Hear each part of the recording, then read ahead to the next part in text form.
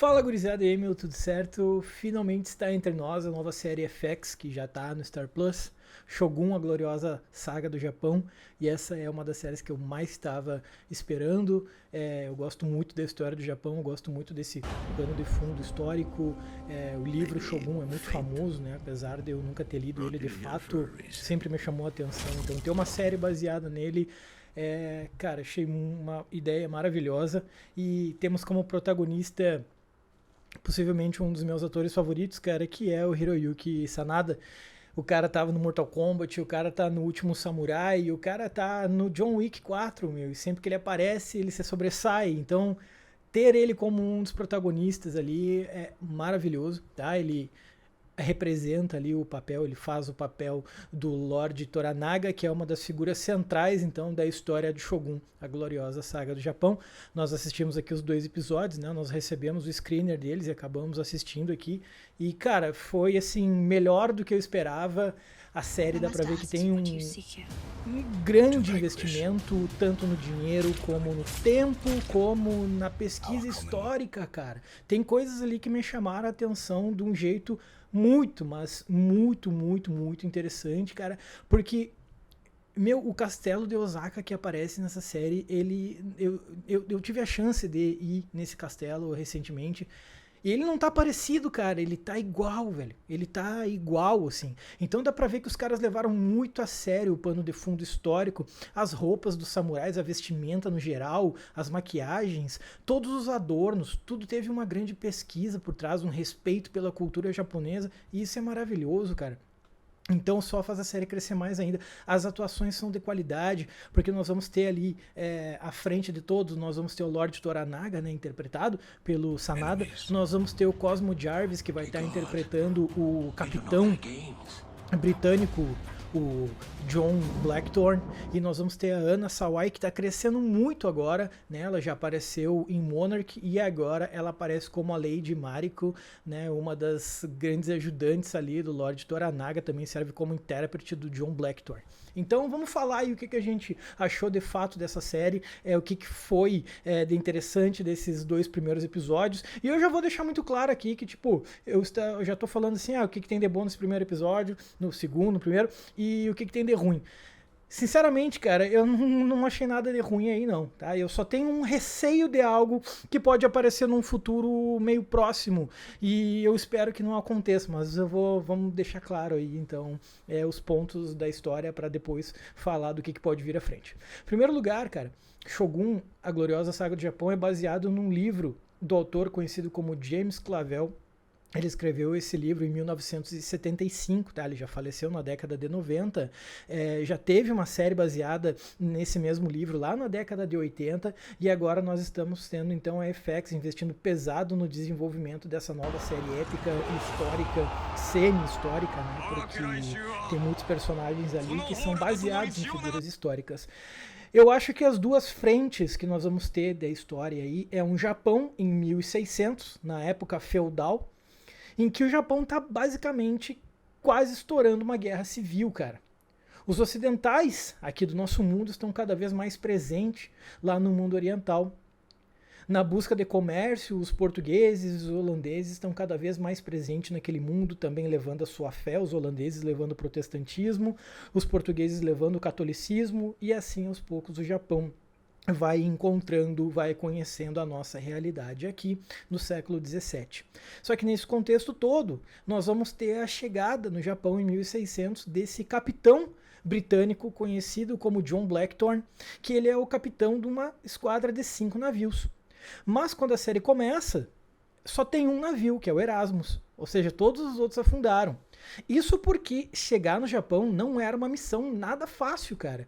Chegar no Japão era uma missão praticamente impossível, porque os caras saíam da Europa, atravessavam o Atlântico, desciam para o sul da América do Sul, atravessavam o Estreito de Magalhães e atravessavam o Pacífico inteiro. Os caras davam quase uma volta no mundo para conseguir chegar no Japão, velho. É um negócio muito, mas muito complexo. Dos 5 navios, apenas o Erasmus sobreviveu. E apenas 12 membros da tripulação acabaram conseguindo chegar com vida no Japão. E quando eles chegaram lá, obviamente que eles foram recebidos com muita estranheza, foram presos ali na região que eles chegaram, na região de Kanto, justamente que é a região governada então por esse daimyo, que é o Toranaga. Gurizada, quando a gente fala em daimyo dentro do Japão feudal, nós estamos nos referindo a uma pessoa que responde a um líder militar conhecido como shogun. Nós vamos ter um imperador, e abaixo desse imperador nós temos um shogun, que é tipo o general, o grande cabeça, o cara que faz tudo dentro do Japão. E abaixo desse shogun, desse taiko, nós vamos ter os daimyos. E é nesse contexto então que nós vamos ter basicamente a morte em 1600, porque pô, o Blackthorn chega lá no pior momento possível, assim, a morte do Taiko, e isso vai fazer então com que os daimyos comecem a discutir, eles formem um conselho a pedido do Taiko, ou Taikun, como ele pode ser chamado também, né, essa liderança política, regente do imperador japonês.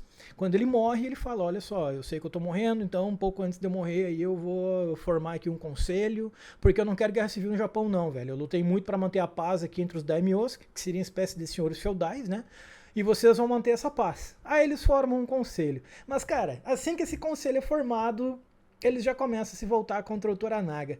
Isso por quê? Esse Taiko tinha um filho, cara. E esse filho foi levado para a cidade de Edo, que é a cidade do Lorde Toranaga, do Hiroyuki Sanada. Né? Ele é levado para essa cidade a pedido do Taiko antes de morrer. Fica na cara que esse Taiko ele confiava demais no Toranaga e pediu para levar a esposa dele e levar o filho dele para lá, esperando o filho dele fazer 16 anos para que ele possa tomar o poder e evitar uma guerra civil entre esses daimyos.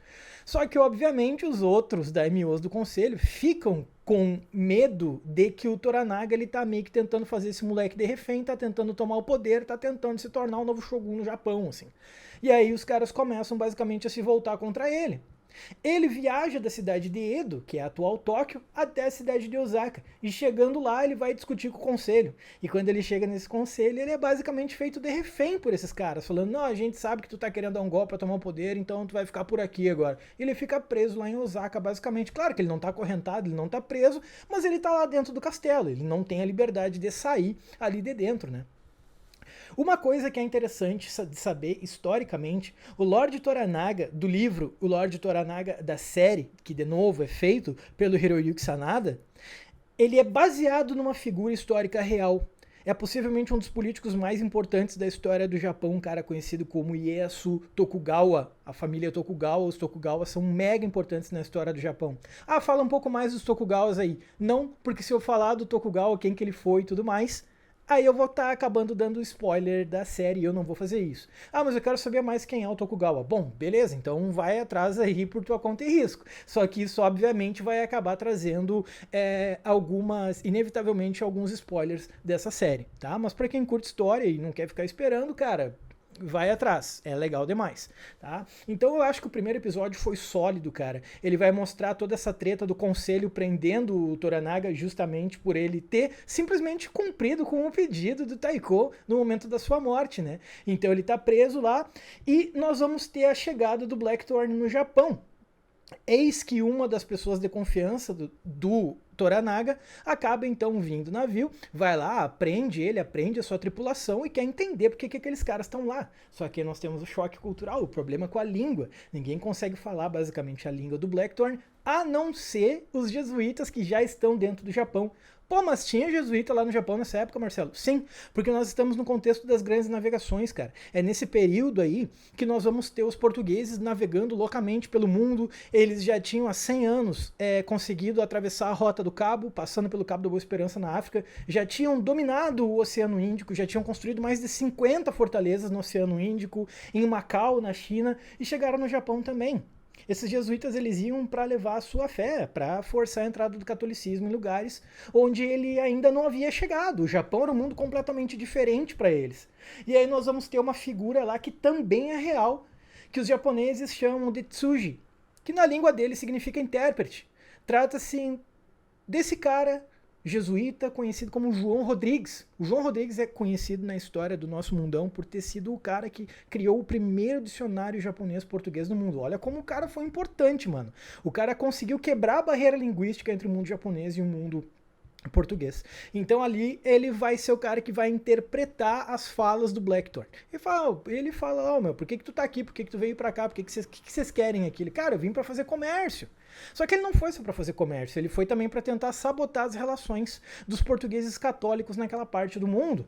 Porque é uma guerra, velho. A Holanda tá em guerra com Portugal, a Holanda não quer os católicos se espalhando pelo mundo, eles querem protestantismo e eles também querem, obviamente, grana. Eles querem a grana que o comércio no Oriente proporciona para eles. Vamos lembrar que nessa época do mundo, a Companhia das Índias Orientais da Holanda era possivelmente a companhia mais rica do mundo, velho. Tá? Então, o Blackthorn ele é um piloto britânico contratado por uma companhia holandesa para ir lá levar o protestantismo e para ir lá fazer comércio localmente com o mundo oriental. Então, o João Rodrigues é o cara que vai... chegou um protestante aqui, só que falta agora esse cara querer espalhar a fé dele por aqui, porque aos olhos dos católicos, os protestantes são demônios e vice-versa, né? Então, ele já começa a apresentar o Blackthorn para os japoneses, como se ele fosse uma espécie de demônio, como se ele fosse um pirata que chegou lá cheio de canhão. Ah, por que tu tá cheio de canhão? Ah, porque eu quero me defender. Não, é porque tu veio atacar, porque tu é pirata, que não sei o quê. Então o Blackthorn ele é preso. Só que ele é levado para Osaka para conversar com o Toranaga, porque querendo ou não, ele é um cara que pode ter informações valiosas sobre o mundo, né? Então o primeiro episódio, ele vai acabar trazendo mais essas questões do Toranaga conhecendo, né, o conselho, conhecendo não, mas sendo passado para trás pelo conselho, conhecendo a verdadeira face do conselho que foi formado pelo Taiko antes da sua morte, e isso coloca o Japão em alerta vermelho, quase uma guerra. É um episódio conciso, um episódio muito bem feito, é bonito, cara. Mostra as paisagens do Japão de uma forma muito perfeita, a fotografia é linda, as roupas, a estética, a vestimenta no geral é muito, muito bem feita, é muito pensada, tem um respeito muito grande por trás ali pela cultura do mundo japonês. As atuações são maravilhosas, tanto do Cosmo Jarvis, como do Hiroyuki, como da Ana, que são os principais ali, são maravilhosas. E o segundo episódio eu acho que é melhor ainda, cara. Eu já fiquei muito feliz com o primeiro episódio, o segundo é melhor ainda. Nós temos violência explícita ali, velho. Os caras com katana já arrancando cabeças sem pensar duas vezes e tudo mais.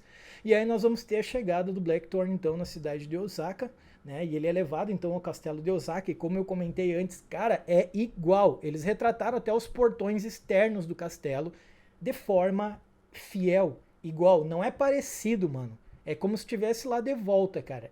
Os detalhes dos portões são iguais. Eu sei porque, pô, eu tirei um monte de foto lá daqueles portões, eu fiquei chocado com o tamanho daqueles negócios. E, cara, cheguei a pausar a série e fui olhar as fotos dos portões e depois falei, cara, olha só, mano, os caras se prestaram a fazer até os detalhes iguais, assim. E é ali que eu vi que essa série, ela veio, de fato, pra ser a série do ano. E pra mim, cara, o ano, eu sei que o ano recém começou, pô, eu tenho consciência disso. Mas eu acho que se seguir nesse nível, cara, tem tudo pra ser a grande série do ano aí. Então, nós vamos ter nesse segundo episódio, o Blackthorn, ele vai conhecer o Toranaga, vai se aproximar dele porque ele vai trazer informações do mar, velho. Ele vai trazer as reais intenções dos portugueses, né? Isso era um medo que o João Rodrigues tinha. Ele vai trazer as reais intenções. Estou falando, mano, os portugueses construíram um monte de fortaleza lá em Macau. Eles estão querendo dominar o mundo inteiro, colocar líderes católicos no lugar de todas as outras lideranças, inclusive dentro do Japão. Então, pouco a pouco, o Toranaga passa a ver os portugueses como inimigos. Então só a chegada desse britânico e desses holandeses protestantes na região já faz com que os japoneses comecem a ver os portugueses católicos com uma certa apreensão, tipo, talvez esses caras eles não sejam tão legais assim como eles estão querendo passar a imagem deles. Então, nós vamos ter essa virada de jogo, nós vamos ter basicamente o Blackthorn conhecendo a Lady Mariko, que é interpretada pela Anna Sawai. E nesse contexto aí nós vamos ter, então, a gente sabe que o livro, ele vai girar em torno de um romance, e ali já dá meio pra ver que os dois vão, ela vai tratar ele como um bárbaro, né, pô, o cara veio lá do outro lado do mundo, e lá no outro lado do mundo eles comem carne humana, e eles parecem cachorros, eles são muito feios, toda aquela visão etnocêntrica, né, quem tá lá no Japão tá olhando aqui pro ocidente, como os caras são bárbaros demais, o que eles querem aqui, e ela tem essa imagem do Blackthorn, mas aos poucos, então, ela vai meio que se apegando a ele, coisa básica, né. O meu medo maior é que, sei lá, descambe muito pra um romance, velho, sabe? Eu não tô afim de ver romance. Eu quero ver sangue, velho. Eu quero ver guerra épica. Eu quero ver cavalo empinando, katana voando, cabeça rolando. Eu quero ver batalhas épicas, porque com o investimento que essa série tem, velho, uma batalha épica vai ser lendário demais.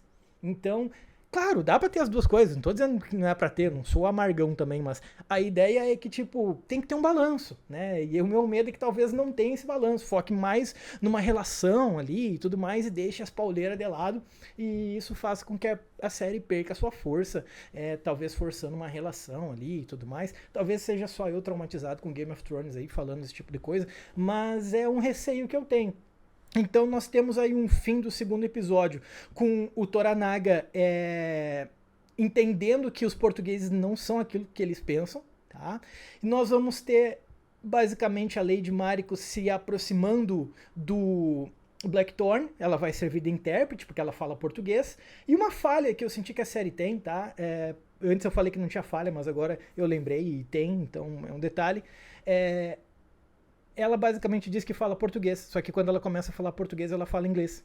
Tipo assim, quando os caras estão falando inglês, é inglês. Quando os caras estão falando japonês, é japonês. Mas quando eles falam, agora a gente vai falar português, não sai português, eles falam tudo em inglês.